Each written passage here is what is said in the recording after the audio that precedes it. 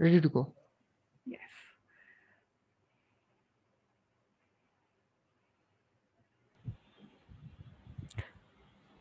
Vanna ma'am? We can start. Okay, Ayushi? Yes, ma'am. Okay. Good afternoon to all. Ayushi, your camera is not on. Yeah, ma'am. It is visible now. Yeah, Yes. it is. Okay. So let's. Good afternoon to all. A warm welcome to the August audience to the third talk of Wellness series organized by Women Cell NUV. My name is Ayushi Bhatt from FIBBA, School of Business and Law, Navrachna University, and I will be the host for this event. A balanced eating pattern is a cornerstone of health. Women have special nutrient needs which change during each stage of life. The right food cannot improve mood, boost energy, and help in maintaining a healthy weight. It can also support through the different stages of life. Today's talk is addressing a very essential topic, that is importance of diet and nutrition. Dear audience, we are fortunate to have with us three eminent personalities for this talk, Dr. Naina Patel, Dr. Niket Patel, and Dr. Mulina Patel. I would now like to take opportunity to introduce all our dignitaries. The first guest we have with us is Dr. Naina Patel. Dr. Naina is a medical director of Akansha Hospital and Research Institute, Anand, Gujarat, India. She has been practicing obstetrics and gynecology, IVF specialist, and surrogacy for over 3 decades.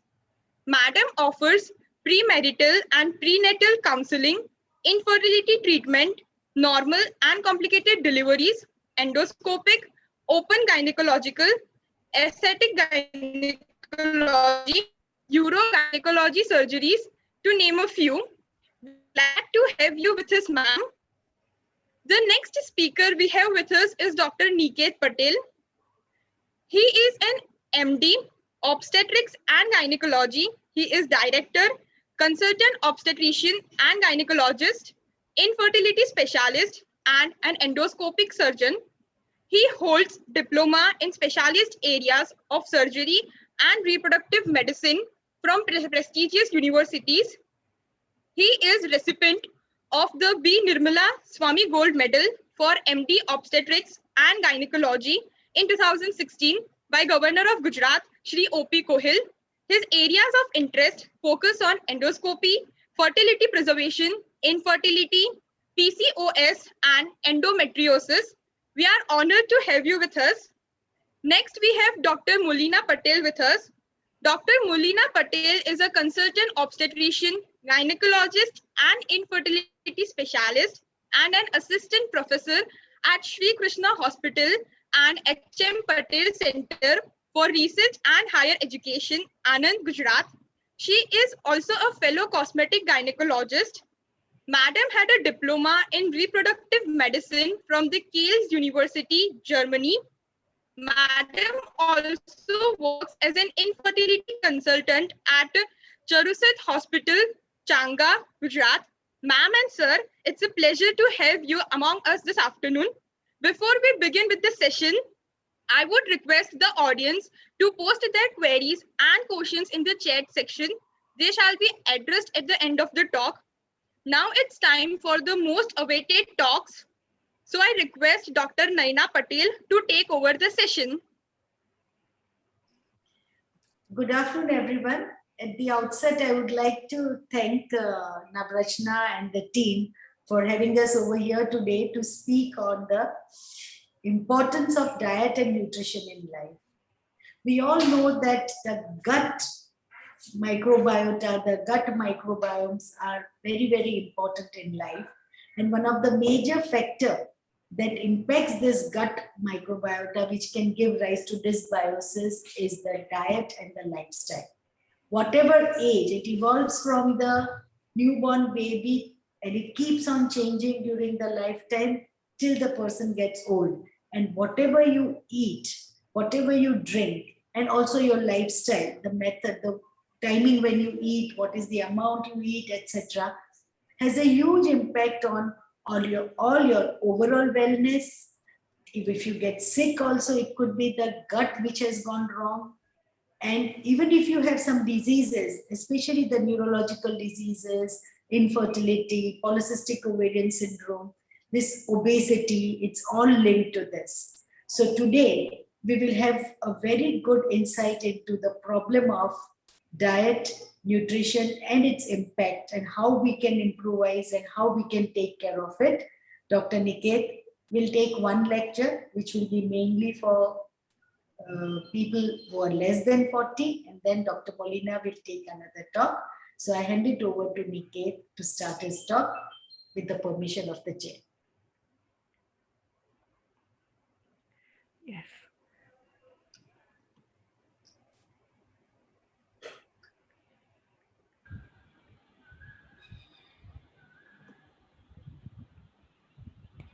Yeah, can you see my screen now? Yes. Yes. Okay. First of all, good afternoon to one and all, and thank you so much, the Navrachna team and university, for having us here today. And today I'll be briefly talking about nutrition during pregnancy and in the initial years. That is, from the time the female achieves a menarche to the time she, attains a menopause, and then what is the nutrition that is required during the menopausal period will be discussed by Dr. Molina. So to start, basically, where are females going wrong? A balanced eating pattern is the cornerstone of health of any human being. Leave aside the fact that whether she might be a female or male, but women, like men, should enjoy a variety of healthful foods from all food groups, including whole grains, fruits, vegetables, healthy fats, low fat or fat-free dairy, and lean protein. I'll just move on to the slide sharing, just a minute, so that it becomes easier. Okay. So now it's better. Okay. So what are the building blocks of healthy living? Since women typically have less muscle mass and more body fat and are smaller than men, and they need fewer calories to maintain healthy body weight and activity level. But there are women who are also physically active and they might require more calories. So physical activity needs to be inculcated into a routine of all the females right from the time they achieve menarche, or probably even earlier. What is the main culprit? So the main culprit seems to be the hypercaloric diet, which affects multiple facets of women health. It directly affects hypothalamo-pituitary gonadal axis. That is a circuit which goes around from the brain to the ovaries and ultimately helps in ovulation in females. So that circuit, though is controlled by hormones, but is typically affected by factors such as good food, stress levels. And so all of this, if it is done in the right manner and balanced in the right form, then the entire axis or that entire circuit of hypothalamo-pituitary gonadal axis works properly. In particular, metabolic disorders such as diabetes, obesity, hyperlipidemia, all these commonly affect this hypothalamo-pituitary axis. Now, besides aging, there are a number of non-modifiable lifestyle-related factors such as smoking, elevated consumption of caffeine and alcohol, stress, agonist sports, chronic exposure to environmental pollutants, and other nutritional habits that exert a negative effect on women's fertility. Also, environmental conditions such as these days, the stressful jobs, unbalanced nutrition in these females, unhealthy diet, they conquer and interfere with the reproductive safety in both women and men. So, deficient food intake. Now, what most of the females try to do and where they go wrong is either they starve themselves to lose weight or they are having an hypercaloric diet. Now, we already discussed about the hypercaloric diet, but what about those females who are constantly on these weight scales and would starve themselves to a point that they find their adequate or target weight to be? So deficient food intake, inadequate alimentary regimes, strong dietary restrictions, and a general lack of nutrients result in loss of both body weight and physical performance. They also delay puberty, also are the culprits when it comes to lengthening the postpartum interval to conception. And also they lower the gonadotropin secretion levels with alterations of physiological ovarian cyclicity and increased infertility. So this is confirmed by fact that both, there are certain disorders like anorexia and bulimia nervosa, they typically affect females more than men. And they affect almost 5% of women in childbearing age. And these are indisputable causes of amenorrhea, infertility, and miscarriages. So a correct balance of proteins, carbohydrates, lipids, antioxidants, and folates in daily diet provides essential benefit for an optimal female reproductive health and reduces the risk of infertility. So good nutrition begins before conception. So implementing healthy food pattern prior to conception may reduce the prevalence of these complications during pregnancy. A woman's nutritional status at conception can have a positive or negative effect on the pregnancy outcome. Like, for example, inadequate folic acid before pregnancy increases the risk of neural tube defects, isolated orofacial cleft defects, and neurodevelopmental disorders as well. Maternal iron deficiency, as we very well know, is very common in Indian females. It increases preterm births, and it also results in mothers' inability to tolerate hemorrhage during delivery. Now, what are the changes that are required in nutritional needs during pregnancy? As we know that the amount of energy, protein, vitamins required during this time of pregnancy increases exponentially. So requirements of selected nutrients like, as I mentioned, protein, iron, folate, B6 is about 50% higher than that recommended for non-pregnant women. The international recommendation suggests that during pregnancy, women increase their energy intake by about 85 kilocal in the first 3 months, 285 kilocal in the second 3 months, and in the final 3 months, it goes up to around 475 kilocals per day. Now, the first 1,000 days of nutrition matters for the baby. Now, right from the time of conception, or rather 3 months prior to conception, then moves on to a period where the female actually conceives. The duration of those 280 days when the female is actually pregnant, and then 12 to 24 months postpartum. This is a very important time period for the development of the central nervous system of the baby. There is optimal synaptogenesis and refinement during this early development. That is, if you know about the fact that your doctors might have already told you that the first 2 years of the development of the baby, including the 9 months when the mother is pregnant, is extremely, extremely important for the brain and the eye development of the baby. So the major development, almost 80% of the brain is formed during this time period. And as a result of which, diet is very much important, or nutrition is very much important in this time. So the nutritional requirement in pregnancy and lactation, as we know that the energy requirement goes on increasing continuously. Also the protein requirement, because the baby is increasing in size and weight. Also the placenta needs nutrition. So all of which requires the essential amino acids, and not all the amino acids are produced by the body. So you have to supplement protein from outside. Obviously the vitamin A requirement also increases. Iron, as we know, is of utmost importance during the pregnancy and the postpartum period. We at least ask the mother to continue the iron supplementation until 3 months postpartum, and we start iron supplementation after the first trimester, because in the first 3 months of pregnancy there is a problem of belching, there is nausea and vomiting, and some females might not tolerate iron that properly. But after around 12 weeks of pregnancy, iron is a routine which needs to be continued at least up to 3 months post-pregnancy. Folate is again another important nutrient. Iodine also needs to be supplemented. And apart from that, there is a constant requirement of calcium all throughout the pregnancy and the postpartum period.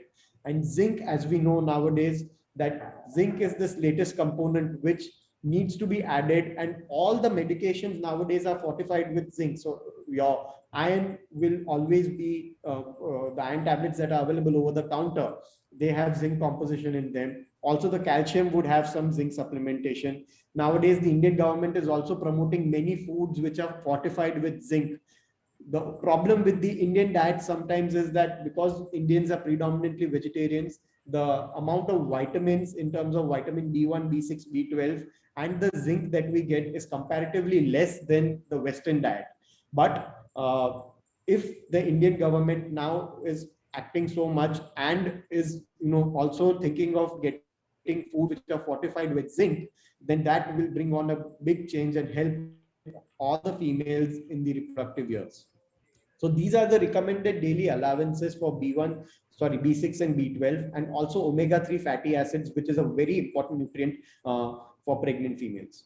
So as we were talking about the omega-3 fatty acid consumption during pregnancy, either via diet, because in an Indian diet, fish is not that common. The major source of omega-3 fatty acids, that is docosahexaenoic acid and icosapentaenoic acid, is the freshwater fish. But because of us being predominantly vegetarians, Indian women need to be supplemented with this DHA, which the supplementation starts around the 12 weeks of gestation, and it sort of goes on until the delivery. And this has tremendous impact in terms of the neurodevelopmental outcomes, that is both brain development and the eye development. In eye, also the retina is predominantly dependent on this omega-3 fatty acids. So the supplementation of every pregnant female after 12 weeks with DHA is a must nowadays. So what happens if there is an improper maternal nutrition, or there is some form of malnutrition? As we know, in rural India or semi-rural India, iron deficiency anemia is very common, and this poses risk of not only the female, getting malnutrition and having a risk of postpartum hemorrhage, but also there is an increased risk of maternal complications and death in these females. They are more prone to infections, lethargy, weakness, and ultimately this yields in lower productivity.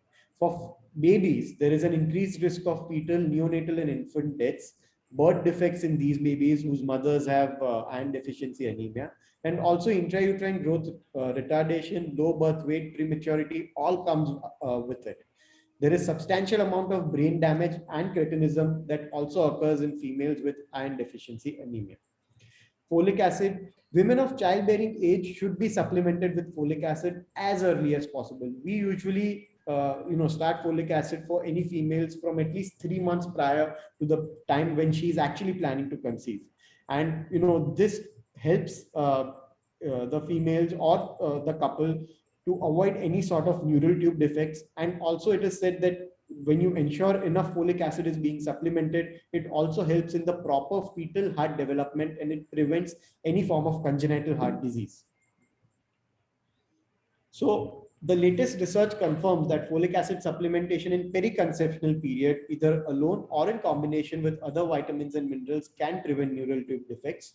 Folic acid supplementation during pregnancy reduces the incidence of neural tube defects, and lack of folic acid during pregnancy may increase the risk of diabetes-associated congenital disabilities and autism. Maternal folic acid during pregnancy may lower the risk of childhood leukemia, and the link between elevated homocysteine and folate deficiency is now well established.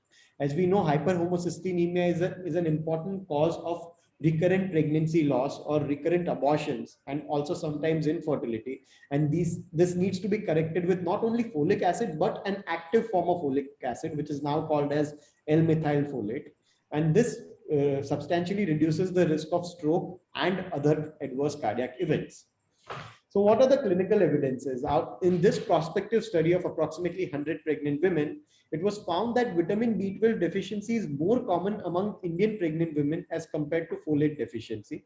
Hyperhomocysteinemia, as we talked about in the last slide, is an important risk factor for pregnancy complications, and vitamin B12 deficiency in the first and second trimester is associated with low birth weight babies. Again, in this study, wherein 760 cases were compared with 1600 controls, the key findings were that higher intake of folate and vitamin B12 during pregnancy reduces the risk of congenital heart disease. So there is also a risk between abnormal maternal level of vitamin B12 and preeclampsia. Preeclampsia is a condition wherein a woman who is pregnant after 20 weeks of gestation is prone to hypertension. So once the female steps into her second trimester, all sort of funny things can happen to her in terms of, she can develop hypertension. If the female is elderly, they can also develop diabetes. So all of this is pregnancy related, and sometimes may take some time post-pregnancy to vanish. So when a woman is prone to hypertension during pregnancy, especially when she has lower levels of vitamin B12, lower levels of vitamin C. So supplementation of all these multivitamins and antioxidants during pregnancy, especially in the second trimester, is very important to prevent any sort of mishaps such as preeclampsia and diabetes and many more. Obese women, so whenever obese women are planning to be pregnant or are already pregnant, they often suffer from absolute folate deficiency. So why does this happen? Because in these obese women, due to obesity, there is a chronic low-grade inflammation which keeps happening in their gut. There is insulin resistance which happens. There is a dysbiotic gut microbiome, that is the microbiota or the flora in the gut of that female is not proper, and it is constantly causing that irritation inside, and as a result of which it absorbs all the folate, and there is not enough folate left for the major body organs to utilize. So the American College of Obstetrics and Gynecologists, they have put out a guideline in which they've said that neural tube defects are the second most common major congenital anomalies after cardiac malformations, and prenatal screening and diagnosis should be widely used, especially in females who have not been supplemented with folic acid in the initial few months of pregnancy. The World Health Organization also has recommended that women trying to conceive should take at least 400 microgram of folic acid daily, starting 2 months before the planned pregnancy, and should be continued till at least 12 weeks of pregnancy. But as a rule, we do continue folic acid all throughout the pregnancy. The only thing is that after 12 weeks, the folic acid comes in combination with iron, so you don't have to take a separate tablet for it. And women who have had previous history of baby with neural tube defects, or who have diabetes, or who are taking any anticonvulsant medications, should be counseled to counsel for the fact that if they do not take folic acid in the right quantum, there is again an increased chance of repeated neural tube defect in their babies. So FOGSI, which is the Federation of Obstetrics and Gynecology in India, it has recommended that at least 1 month before conception and 3 months post-conception, a dose of 0.4 to 0.5 milligram of folic acid daily in these childbearing women should be consumed. And methyl tetrahydrofolate, that is a reduced form of folic acid, it has an advantage over the general folic acid that is being given nowadays. And yes, so all those females who have hyperhomocystinemia or have an absolute lack of folic acid should be started straight away on a reduced form of L-methylfolate, so that the folate levels can be increased at a much faster rate than the routine folic acid consumption. So there is this FIGO nutrition checklist, which all of you can check out. And it is a brief nutritional questionnaire developed by the FIGO initiative for adolescent preconception and maternal nutrition. So this is an acceptable, potentially feasible and validated clinical practice tool that can identify regular consumption of unbalanced diets or other issues relating to nutrition and weight. It takes only 2 minutes to ask and fill this up. So women in this study had a desire for nutrition and weight to be addressed by clinicians during the routine antenatal appointments. And this study supported the use of, when it was done on over 10,000 females, the final outcome was that they supported the use of FIGO nutrition checklist in order to identify women with suboptimal dietary quality in early pregnancy. So again, the recommendations on nutrients as per WHO, daily iron supplementation in adult and adolescent girls that we already talked about. Iron supplementation is also very important during pregnancy and the postpartum period, at least up to 6 to 12 weeks postpartum. And use of multi-micronutrient powders for the point of use of fortification of food should be consumed by pregnant women, at least till the time that the Indian government does not fortify foods with substances like iron and zinc. The supplementation in form of oral tablets or micronutrient powders should be given. So discuss good nutrition, explore and address potential body image concerns with all adolescent female patients. Teach adolescents and their parents about benefits of varied diet which is high in vegetables, fruits, whole grains, or low or non-fat dairy, seafood, legumes, and nuts. Encourage adolescents and their families to eat meals together. To ensure optimal bone development, adolescent females should be counseled to take recommended daily allowances of calcium and vitamin D, ideally through food or if necessary through supplementation. Now, as we know, Indian skin type is type 5. And when there is the skin type between type 3 to type 6, they are mostly sort of deficient in the vitamin D and calcium parameters. Also, the exposure to the sun here, because the sun rays are so, in terms of our summers are very hot, and people usually do not step out of their houses between 12 p.m. to 4 p.m., which is the best time to have vitamin D from the sun rays, and they're usually exposed to sun either beyond 4, after 4, or before 12 noon. And that is why, people feel that vitamin D, we'll get it from the sun. But actually, when you measure the vitamin D3 levels in these females or any adolescent females, we've seen that almost 75 to 80% of these females are deficient in the vitamin D3 and the calcium levels. And hence, Indian skin type, that is type 5 skin, should be supplemented with calcium and vitamin D3 levels right from the 18 years of age mark. And be alert to eating patterns and body image of all preteen and adolescent females. So these are the Canadian guidelines which I found were very helpful, which again signifies the same fact that the recommended daily allowance of folic acid supplementation should be given at least 3 months prior to conceiving and should be continued until 12 weeks of gestational age. Also, for those females who are ovulating abnormally. Now, when a female is ovulating abnormally, there can be two reasons as far as the diet is concerned. One is either the female is extremely underweight and the nutrition is not enough to promote ovulation. In those females, you promote increased dietary intake. And the right form of diet, that is increase in some form of healthy carbohydrates, fibers, and proteins, can make a difference and help this female ovulate naturally without the use of any medications, just by modifying the food pattern.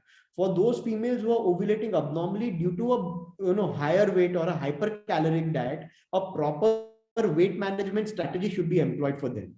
And you should recommend a low glycemic index diet to overweight women with polycystic ovarian syndrome to improve insulin sensitivity and fertility.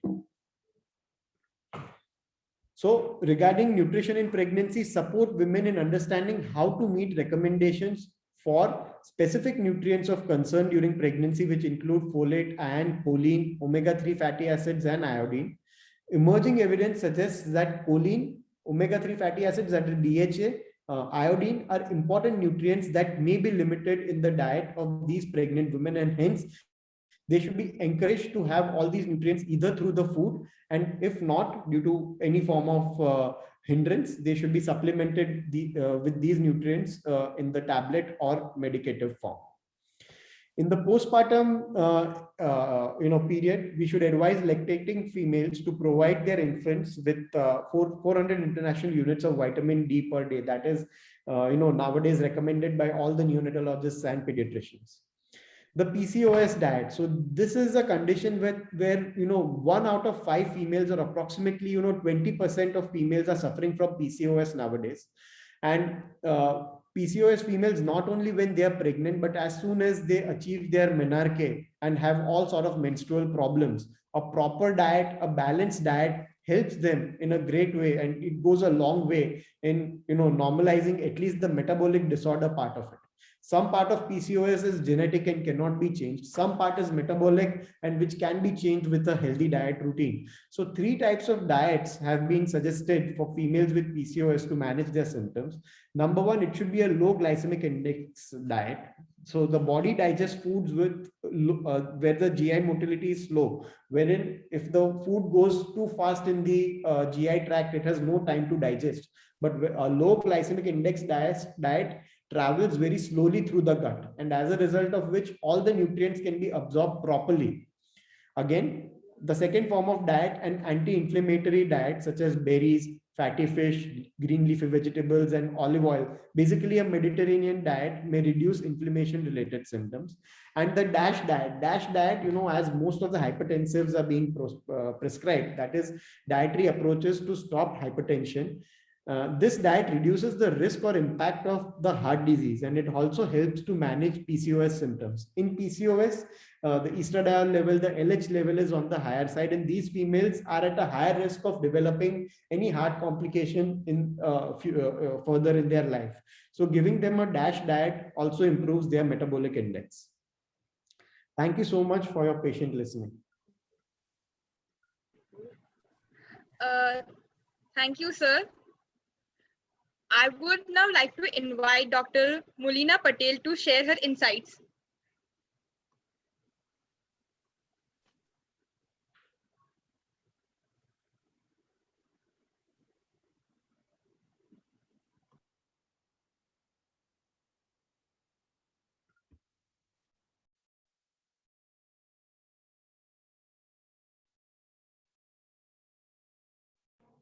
Dr. Moolina, can you please unmute your microphone?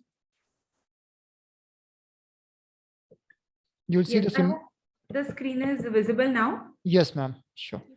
So first of all, thank you to the entire administration department of Navrachna University for giving us this wonderful platform to discuss such an important topic today. It feels great, you know, being a pass out from Navrachna itself, that I can contribute in this way, a very small way, but still I hope it is effective enough for my alma mater. So I will be discussing about diet and nutrition after 40. So health is not merely just the absence of the disease. It is a state of complete physical, mental, social, and emotional well-being. So it is not simply that you are free from any particular disease and then you can be coined as being healthy. But now a lot of different aspects of health are also identified. So why is 40 so important in our life? Why is 40 such an important landmark in a woman's life, or for that matter, in anybody's life? So at 40 years, you are entering your phase 3 of your life. According to the latest data, 69.42 years is the average life expectancy of the Indian woman. So over 1/3 of your lifetime you are spending after 40 years now. So it becomes extremely important that if you have maintained a healthy lifestyle in these 40 years, the later part of your years after 40 are going to be a reflection of just that. And in many times, it is also termed as puberty 2.0. So just like how we make so many adjustments while we are entering into a pubertal phase, similar is the state when you are 40 years of age. So it is time that we come to know various different aspects of healthcare and get motivated to take care of our bodies after 40.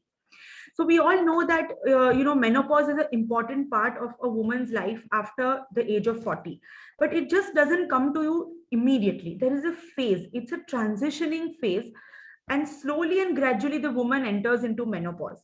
So first, while the woman is at 35 to 45 years of age, she enters into a phase called perimenopause. When she is into her perimenopausal phase, her hormones, mainly the estrogen hormone, that is the hormone of feminism, begins to decline, and the periods start getting irregular. And this can go on for several years, even up to 10 years from now, she can still be into this phase. Sometimes, even if she is young, say 35 years or 37 years of age, and still she could start getting menopausal symptoms because of premature failure of ovarian function. Then the woman will enter into 45 to 50 years of age. Now she is said to be in the proper menopausal phase. Here the ovaries now have stopped producing estrogen and other hormones. And if she stops menstruating for entire 1 year at a stretch, the woman has said to have entered into menopause. And after menopause is another phase called post-menopause, in which you already know that menopause has occurred, it has properly set in, it has affected all the different systems of your body. But now, because of the decrease in the estrogen, your bone health is getting compromised, your mental health is getting compromised, and even sometimes your heart condition can be compromised. So first you will be in your perimenopause, then your menopause, and then in your postmenopausal phase.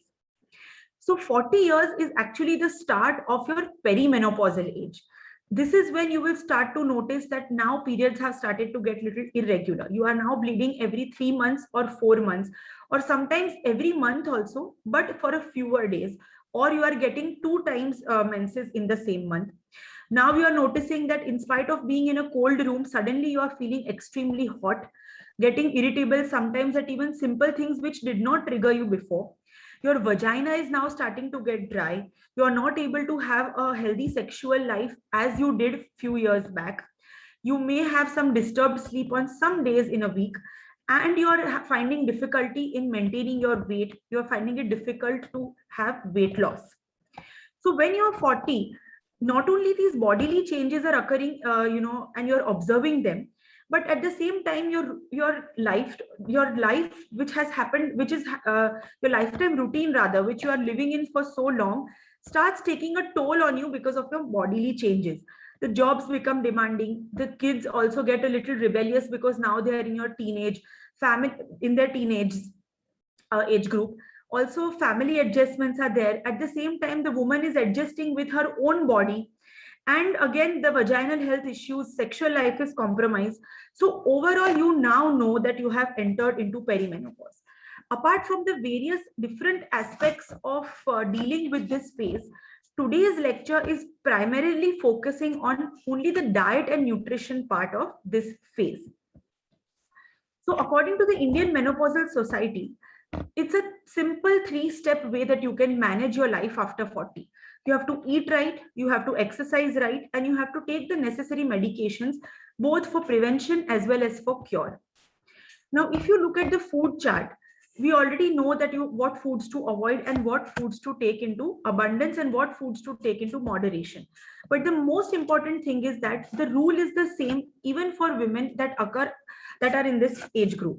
You have to have a balanced and a nutritious diet, restrict on fats and oils, increase your intake of cereals, millets, and most importantly, fruits and vegetables.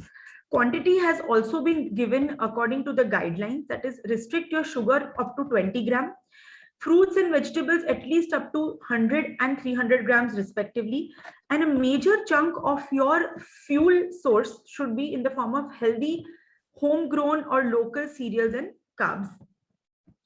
Now, a lot of the times we are not able to know that how much salt to restrict, how much oil to take, how much sugar to consume. So according to the guidelines, you must take not more than 6 teaspoons of sugar in a day. I'm sure that this is also too much for most of us, but it is always recommended to stay within the recommended daily allowance. Salt up to 3 to 5 grams a day, not more than 2 tablespoons of oil. And it is also very healthy to keep changing your kind of oil every 2 to 3 months. It could be canola oil or coconut oil or mustard oil for that matter. 100 grams of fruit portion per day, 300 grams of vegetables in a day, at least minimum of 8 to 10 glasses of water, and other powerful seeds and spices which help in aiding the digestion. Snack on to at least 2 or 4 nuts like some walnuts, almonds, dates, figs, apricots, etc. And that also is said to bring healthy fats into our body. Foods that are rich in phytoestrogens, we will see in detail in the subsequent slides because they help in substituting the deficiency of estrogen that arises during menopause. There is a lot of query about how much tea and caffeine in particular to consume. It is said that not more than 200 milligrams of caffeine in a day that one should consume. The tea and coffee should also be restricted to not more than 3 cups a day. These are all guidelines for menopausal women, particularly after 40 years of age. Okay, not more than 120 milligram of caffeine. Okay, restrict your tea and coffee as much as possible.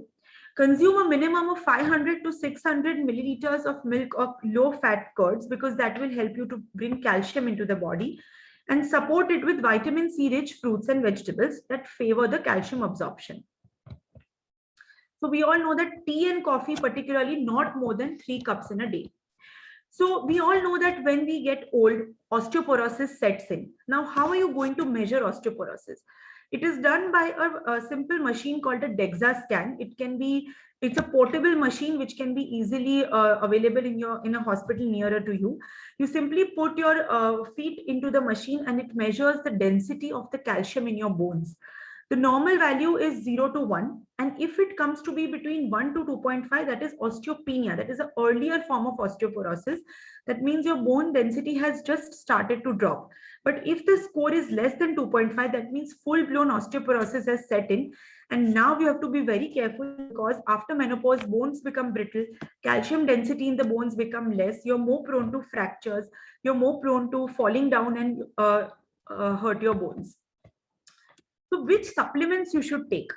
This is a very, very important part of this particular age group. So many supplements are there, but we do not really know that which tablets to take and how much quantity. For a woman after the age of 40, at least 1200 milligrams of calcium must be taken daily, and at least 1500 to 2000 international units of vitamin D must be consumed daily. This is for an average Indian woman after 40. Most of the times preparations are available which are in combination only. So you just have to take one tablet that has vitamin D as well as calcium. Now, calcium supplements must not be taken with certain foods, particularly which are, spinach, coffee, alcohol, your antacids. So you must take them. Otherwise, it is best to take them 2 hours after your meals and be avoided with specifically with coffee or tea. Many times we are taking with our breakfast, but that is not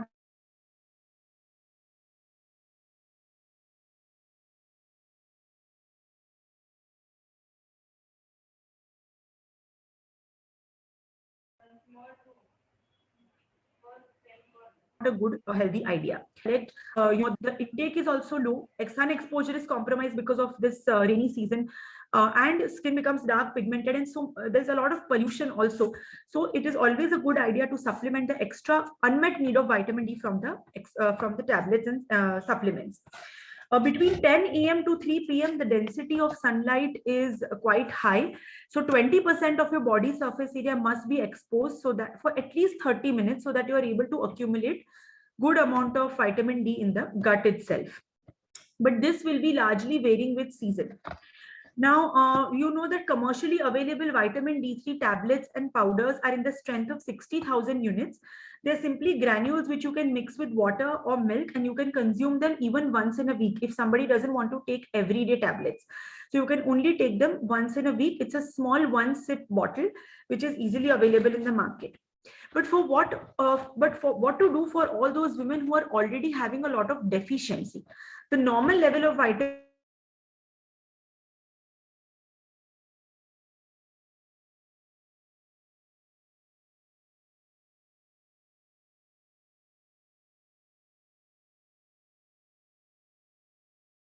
D is between 25 to 50 nanogram, maintaining which is like we have B12 injections, we have vitamin D per shot, and those can also be taken. You need to discuss this with your doctor.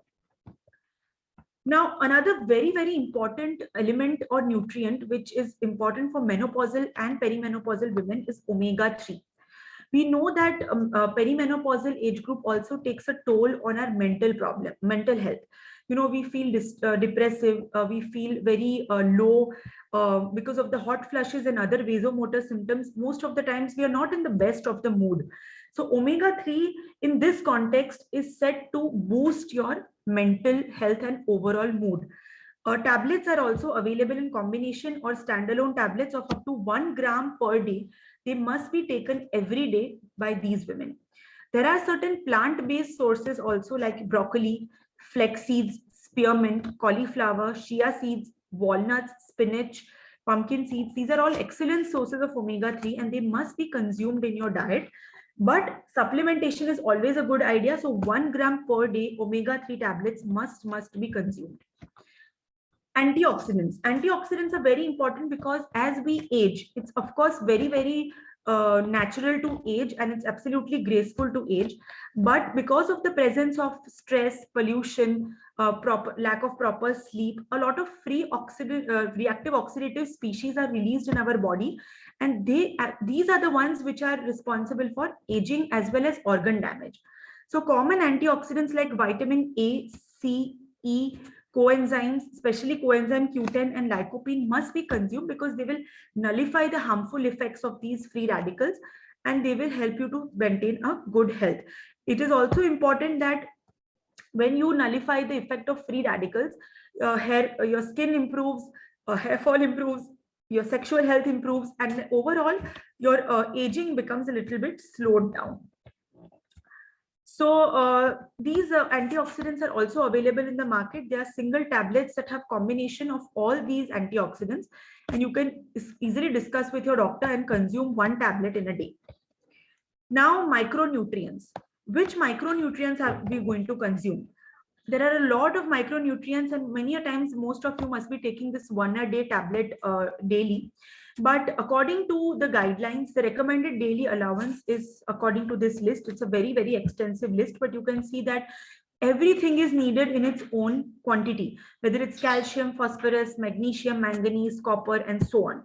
So it's very important to discuss with your doctor so that you have a good preparation available and you can continue to take it so as to maintain good bone health and muscle health. Now, graying. Graying is a very important part of aging, and it's absolutely normal because when you age, because of all the free radicals, the melanocytes that are responsible for giving the black pigment to your hair starts to decrease, the production decreases, and so you develop graying.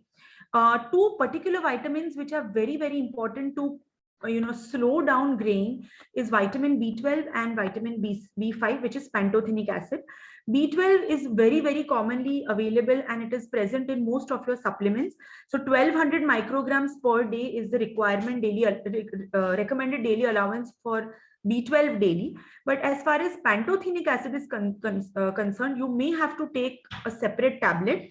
So calcium pantothenate is easily available 100 to 200 milligrams per day. And of course, there are various other aspects which are responsible for graying also, whether it is genetic or whether it is stress. So those may be discussed and managed accordingly. But as far as diet and nutrition is concerned, calcium pantothenate is a good idea to take for preventing premature graying. Now, we know that in menopause, estrogens, decline. And estrogen is the hormone which is responsible for most of the functions in the female's body. So if naturally estrogen is not getting produced in your body because your ovaries are now getting old, what are you going to do? So it's always a good idea to take certain foods which act as natural estrogens in our body. These are called phytoestrogens. They are simply plant-based substances which you will get from your diet, which you can easily incorporate in your diet, and they will enter into your body and do the same function as what estrogen used to do up to a great extent. So it will have a positive effect on your uterus. It maintains good breast health. It improves and maintains good mental health. It makes your bones strong. And most importantly, it reduces the most annoying hot flushes that most of you must be dealing with. So as you know, phytoestrogens are of various types. But if they are the isoflavones, you can get them from soybeans. Soybeans work wonders for women after the age of 40. So either in the roasted form or either in the form of, you can make a atta out of it. But it is very, very healthy to consume some amount of soybeans daily. And most of the dietitians also recommend it in moderation on a daily basis for women after 40. Sprouts, beans, as well as peas are very good source of comestans, which are type of flavonoids. Again, non-flavonoid sources of phytoestrogens are your cereals, flax seeds, and high fibrous foods. So overall, cereals, sprouts, and soybeans must be incorporated because they're a good source of phytoestrogens. Soybean standalone itself has so many benefits. It improves metabolic activity, prevents cancer, improves bone health, it helps to boost digestion. And most importantly, for all those women who are also in their late 40s and planning to get pregnant, because that is also a significant group nowadays with career-oriented women who delay their pregnancy beyond a point.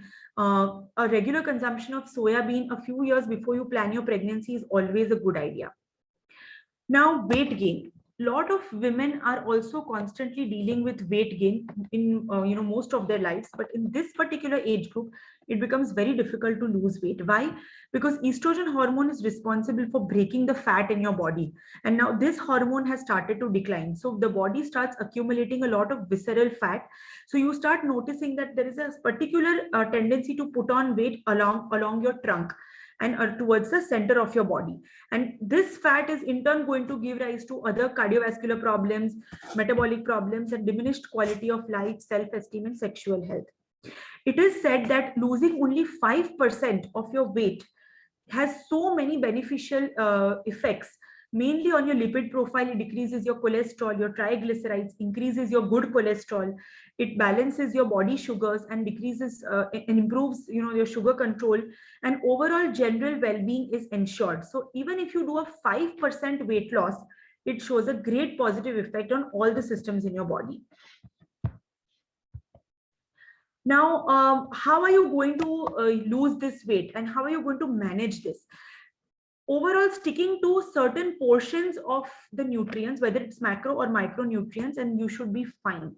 Proteins restricted to 20 to 25% of your of your daily requirement. Fats not more than 20 to 25%. Carbohydrates are going to be building blocks, so 45 to 50%. Not more than 25% of fats. Plenty of soluble fibers, lot of water. Restrict your table salt, not more than 2 tablespoons of oil per day, and small frequent meals that help to ensure the metabolism going. So as you know that it's not a rocket science in this age group also, you have to prepare for that metabolic slowdown. So increase your fruits and vegetables, stick to lean proteins, choose local whole grains, which is preferably whole cooked, and reduce refined and processed foods.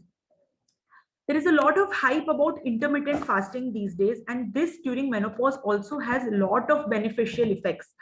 Intermittent fasting is mainly restricting eating only during a certain time frames during the day. There are various options. Either you could fast for 16 hours and eat for 8 hours, or fast for 5 days and eat for 2 days at the rate of less than 500 kilocalories in a day. Or you could even eat for 12 hours and fast for 12 hours, or even resort to alternate day fasting.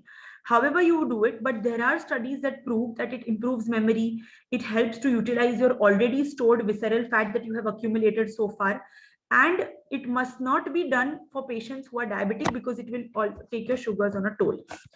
Overall, the key concept number one for eating healthy during this period is eat a lot of colors in your plate.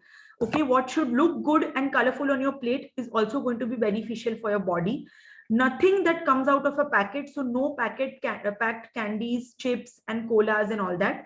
Whatever you must eat should be local, fresh, and home cooked.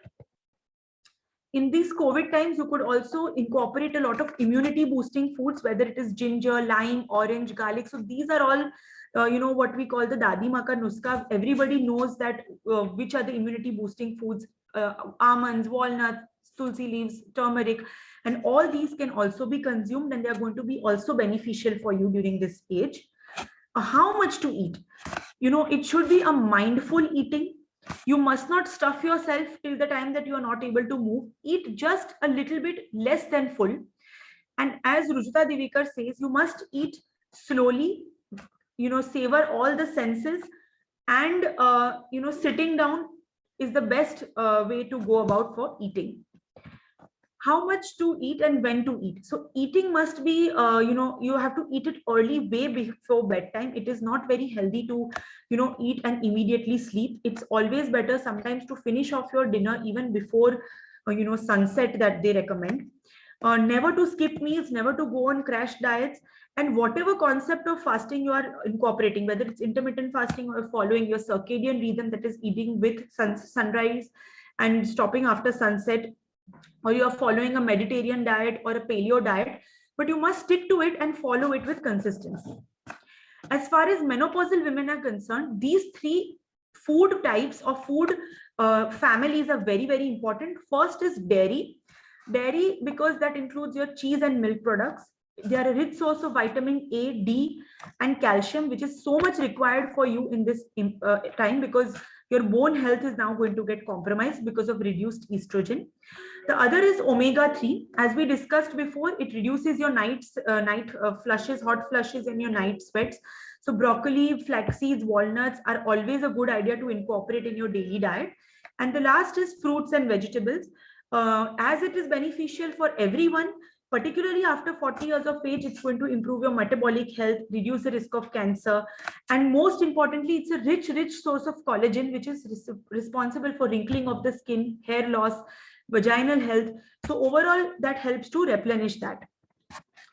So finally, towards the end of the lecture, I would like to say that our health is in our hands.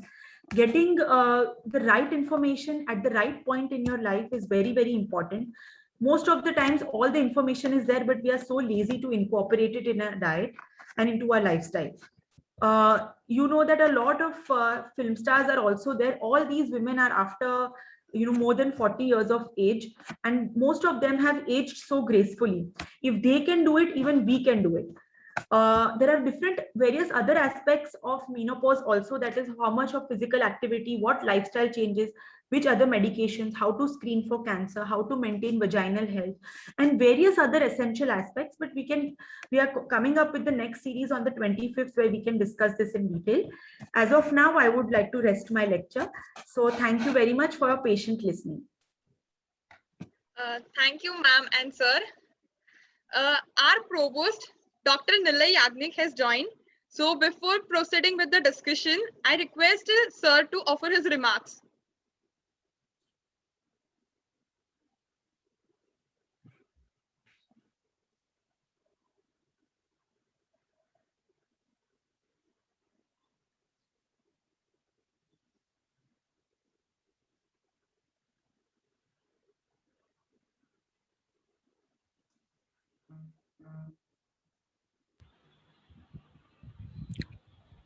Hello, sir.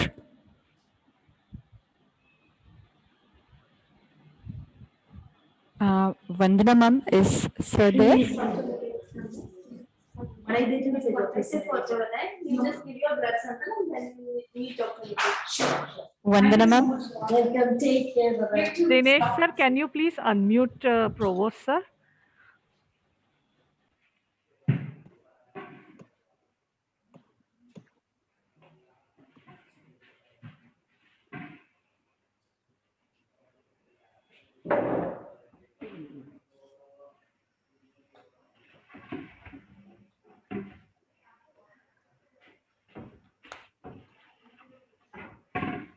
Can you please unmute my video also?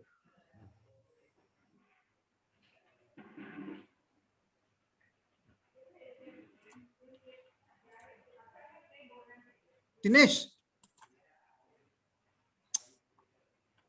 Yeah, ma'am, just a second. I'm Please also unmute my checking. video. Yeah, sir. I've been silenced completely.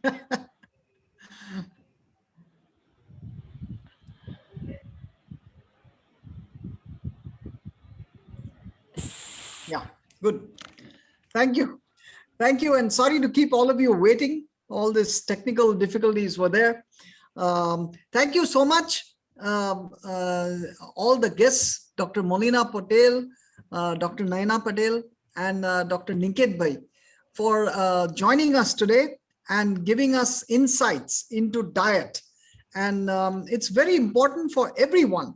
And not just women, and even though women self-organized it, everybody can watch it because diet is so important. And some of the things which are mentioned there are so relevant to everyone. Eat early, and the kind of foods that you see there, whether it's fruits or whether it's grains or vegetables, all these help you to maintain a healthy lifestyle. And of course, the mental health. I particularly like that, enjoy your food, each morsel that you eat, enjoy that and reflect on that, and have some nice music or something while you're, eating, and be happy, then everything works out fine. That's what it is. So it's so important, especially in today's era, in today's environment, where we have to build our immune systems and be ready to take on anything, anytime. So that's the thing. So I'm so thankful to all of you. And a lot of people will also watch on YouTube also. My wife is watching right now on Zoom, so I invited her also to attend. And I thank once again the Women's Cell for organizing this wonderful program. And I look forward to more interactions from all the guests here, Dr. Molina Patel, Dr. Naina Ben, and Dr. Niket Patel. Thank you so much once again. Thank you, sir. Now I invite Dr. Monisha Kotai, Assistant Professor, School of Science, to coordinate discussion with the audience.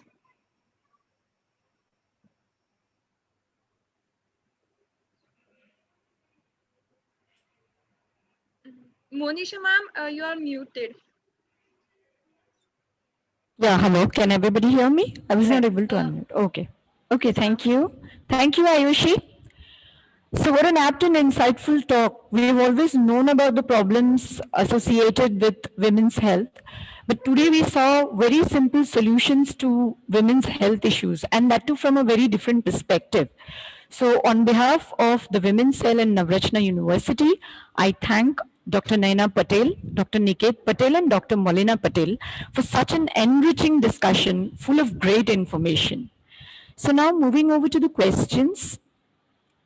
The first question that we have with us today is for Dr. Niket. So can a good diet help women with PCOS? Sir, you have to unmute yourself. Okay. Now Yeah, that is a very relevant question, and yes, a good diet can help women with PCOS, because if you understand about the physiology of PCOS, the main physiology which leads to all the problems is insulin resistance. So insulin resistance is the reason for increase in the androgen levels in these females. Also, it is because of insulin resistance that some features like acne, hyperpigmentation, all of these crops into especially adolescent females suffering from PCOS. So I mentioned 3 types of diets which are extremely useful in these females. One is they should have a diet with low glycemic index so that the digestion occurs properly and enough nutrients are absorbed in the right manner. A diet, because there is this constant inflammation also going about in their gut, an anti-inflammatory diet is also important. So, as far as putting it into simple terminologies is concerned, they should stick to natural, unprocessed foods, high fiber foods. Fishes are very good for these females, kale, spinach, other dark leafy vegetables, broccoli, cauliflower. Also, if you want to eat dark chocolate in moderation, all of these, are good ideas for females who are suffering from PCOS. Especially, it is proven that this Mediterranean diet, especially cooked in olive oil or virgin olive oil, works out to be better for females with obese PCOS. When you talk about PCOS, there are 2 categories of PCOS. One is obese PCOS, and the other is lean PCOS. So the PCOS females might not always be obese; they might be on the leaner side as well. And a healthy diet would help both these categories of females. Especially, if these are females who are on the obese side, they have to be very careful about the heart disease. And a DASH diet that I talked about, that is diet which especially helps to stop or prevent hypertension, which has more vegetables, fruits, whole grains, low fat daily produce inside. These works out to be best for these females. Thank you, sir. Rightly said. Dr. Niket, we have another question for you. So, is the required intake of iron in women after menopause less? I mean, is it supposed to be less after menopause? So, will it help if we modify the dietary intake? Actually, this is a very good question. I'll tell you why. Because, anemia is very prevalent, as we know, in the childbearing age. Now, when you talk about menopause, a woman has already been bleeding for her last 30-35 years. And also she would have, childbearing once or twice in her life. So all of this would have reduced the amount of iron in her body, leading to anemia. Now, at the same time, when the iron supplementation, I agree, is of importance in this females or menopausal females, but they also have to be very careful about iron overload. Now, because after a particular age, the functionality of the heart becomes on the lower side. That is, the ejection fraction of the heart is like on the lower side. What happens is you have to be very careful about iron overload, because if you consume too much of iron, or probably the iron which you consumed in your reproductive years, if you tend to continue that in the postmenopausal period as well, there are certain symptoms, signs and symptoms of iron overload which you should be aware about, and they step in very slowly and subtly, like symptoms such as joint pain, fatigue, abdominal pain. All of these are symptoms of iron overload. So the best thing to do for menopausal or postmenopausal females is to get their serum ferritin, total iron binding capacity, and the iron levels checked, and get it associated with their current hemoglobin levels. And before the multivitamins, because normally these postmenopausal females do take a multivitamin in addition to the calcium tablets, whether or not an iron supplement should be a part of that multivitamin tablet, that decision should be taken with the help of a specialist. Just do not keep on pumping yourself with iron. Only if you require it and there is an actual need for it, you can go ahead and take it. But otherwise, if everything is fine, if the iron saturation in your body is perfect, you just need to stick to your routine calcium and multivitamin supplements minus the iron. Thank you, sir. Very interesting and informative. Over to Dr. Molina Patel. Can diet, or what is the kind of diet that can help a woman with type 2 diabetes? Type 2 diabetes, you have to really see what is the pattern of your sugar. But overall, you have to stick to high fiber diet. You can restrict your gluten and your carbohydrates, because you can consume those carbs which again have a low glycemic index. And overall, those foods must be taken which do not spike your blood sugar levels to a great deal. Of course, as we know, sugars and processed foods and foods like which are too dense in fatty acids must also not be consumed too much.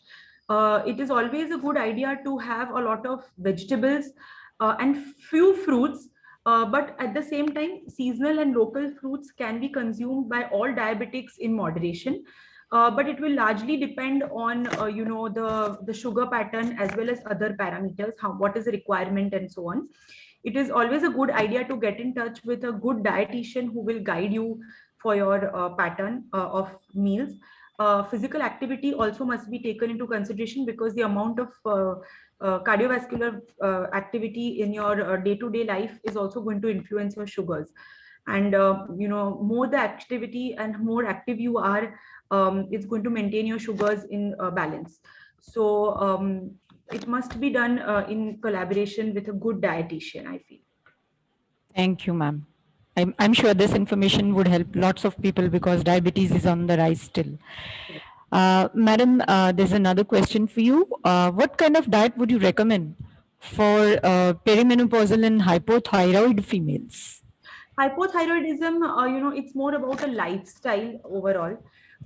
They say that having foods which of the brassica family, like cabbage and broccoli, must be taken in moderation and little bit lesser for females having thyroid problems. Keeping your weight in control and managing it also has a very important role to play in keeping your thyroid levels in control. But when you are hypothyroid, you need to supplement with the hormones, that is your L-Toxin tablet. And because your body is not producing enough hormone, so supplements have to be taken, your thyroid medications have to be taken. And along with conjunction of that, you must focus on your weight management and diet. But overall, there is no particular thyroid diet that one can take. It's more about just overall being healthy and keeping your weight in check in the normal BMI range rather. And continuing with the same, can you suggest any kind of dietary changes which can be done during menstrual cramps? During your menstruation, there are always certain females do have digestion issues. While some tend to have decreased appetite, some females may have some abdominal cramping, loose stool, some rectal tenesmus. It's very, very normal to have that during your menses. But foods, again, which are easy to digest, lots of fibers and lots of water, that must be taken into consideration while you are actively menstruating. You are also losing a lot of iron in those days. So well-balanced, nutritious food that is having good sources of iron must be consumed. Thank you, ma'am. Thank you very much. And one last question which we can take is for Dr. Niket. So when we are provided meals at our workplace, like how to go with the balance? It's a general question. So can you unmute yourself, please? Yeah, it's a very interesting question. Now that depends on the kind of work that you're involved in. Now, basically, what you need to ensure is when you're working and you're taking your tiffins to your workplace, ensure first of all you have a good and a heavy breakfast, because that is the need of the hour. Having a good breakfast will sort of sustain you all throughout the day. If the amount of breakfast is proper, the lunch, sometimes if you do not have enough time during your working hours, or you might even want to sort of have a quick lunch and then a brief a snack at 4 p.m. also works, provided that again you will have a proper dinner when you reach home.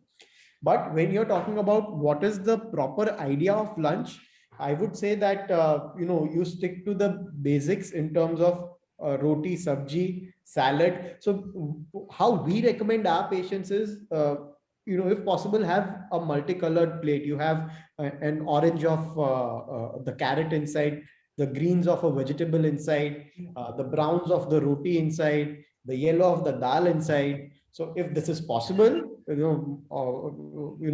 the best thing you can do. Otherwise, you can sort of compromise on your lunch by having a low caloric lunch, provided that you have a good breakfast and then follow it up with a proper dinner as well. So yes, and also the second thing that I thought that both me and Mulina haven't highlighted, and which is very important for working females, is hydration. Because if you do not maintain proper hydration, all these foods that you're taking, the most of it would not be absorbed properly. So hydration in the form of fruit juices, in the form of water, at least 2.5 to 3 liters of water a day, because we've seen that many females who work or are working 6 to 7 or 8 hours a day, they usually tend to forget hydrating themselves in this time period.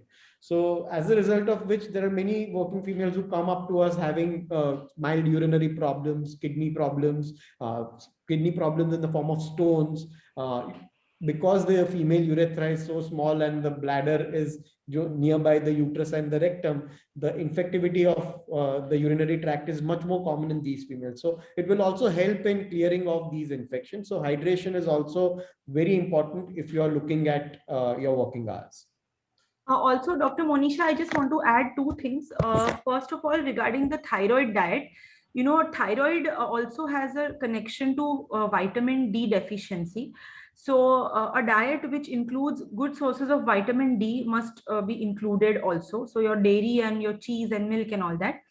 And the second question, during your menses, we must also eat foods that are going to boost your mood. So because during your menstruation, you are going to have, you may feel a little bit clumsy and lethargic all the time. So having some mental, mood boosting foods, like as we discussed, the omega-3 sources or dark chocolate or something, and also with a lot of probiotics and prebiotics. So it's a good idea to have some yogurt, during those days, or a piece of dark chocolate will also no harm. So that also must be taken into consideration when you are, actively menstruating. So that I forgot to just add. Thank you very much. That was really a wonderful discussion. And we would be very eagerly looking forward to the future discussions as well. Thank you very much once again to all the speakers. And now it's over to Ayushi. Thank you, Monisha ma'am. I take opportunity to thank our speaker, Dr. Naina Patel, Dr. Niket Patel and Dr. Molina Patel again for delivering a wonderful session. On behalf of Navrachna University and Women's Cell, would like to express gratitude to one and all present at this event. The third talk, which we have as a part of this wellness series, is on holistic health of women by Dr. Naina Patel on 25th June, that is next Friday, timing 4 to 5 p.m. Please join us and invite your family and friends to be a part of this talk. See you next Friday. Thank you. Thank you once again. And